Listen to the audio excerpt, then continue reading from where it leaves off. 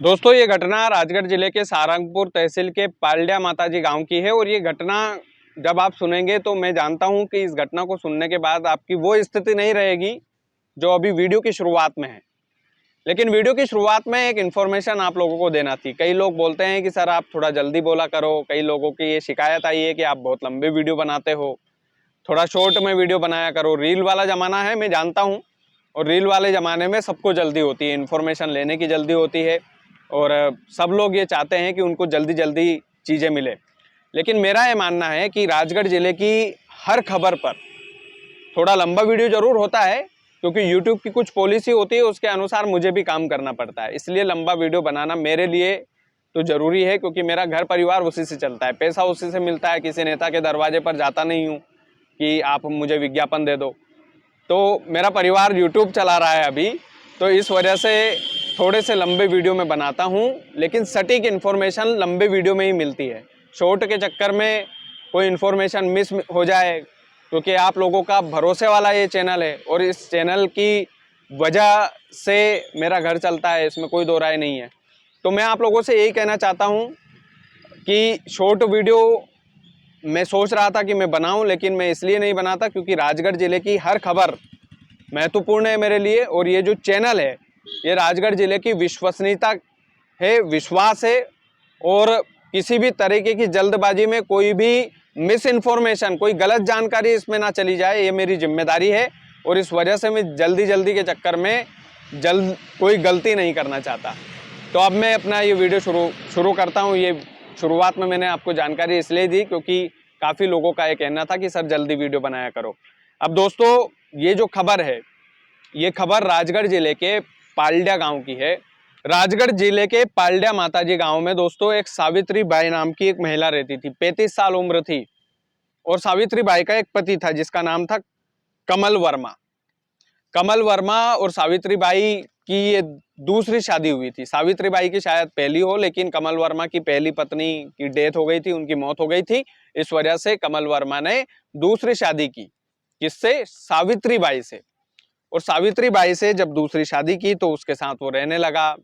सब जैसे ही पति पत्नी रहते हैं वैसे ही ये लोग रहते थे। लेकिन कमल वर्मा को एक दिन शक होता है कि मेरी पत्नी किसी दूसरे से बात करती है या किसी दूसरे के चक्कर में है। यानी कि कुल मिलाकर के उसे सावित्री बाई पर चरित्रहीनता का शक होता है। और उस शक इतना ज़्यादा गहरा जाता है कि कमल वर्मा जो है अपने हाथ में चाकू लेता है। दोपहर के लगभग 1 या 2 बज रहे होंगे और 1 या 2 बजे अपने घर में घुस करके अपनी पत्नी पर ताबड़तोड़ हमला कर देता है। हमला इतना गंभीर होता है दोस्तों कि उसमें पत्नी की नाक कट जाती है, उसके स्तन भी कट जाता है एक, और उसके प्राइवेट पार्ट पर भी चोट आती है। इतना ज़्यादा विभत्स हमला जो है कमल वर्मा ने किया।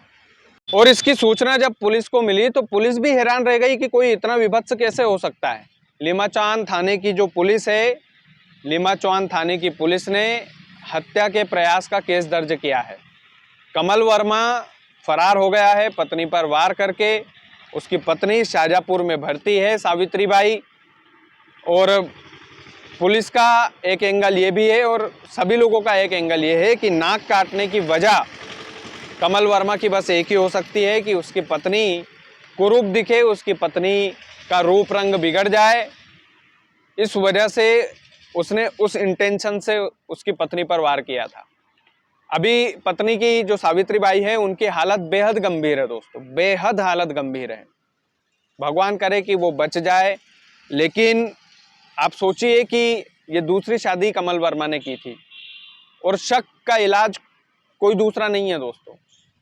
आप आपके परिजनों पर, आपकी धर्म पत्नी पर आप इस तरीके का शक कर रहे हैं, आपको शक है, आप पत्नी को छोड़ दो, लेकिन आपको कोई अधिकार नहीं है कि आप उस पर चाकू से हमला कर दो, उसकी जिंदगी खत्म करने पर तुल जाओ। ये आपको कोई अधिकार नहीं है, कोई कानून हाथ में लेने का अधिकार नहीं है आपको।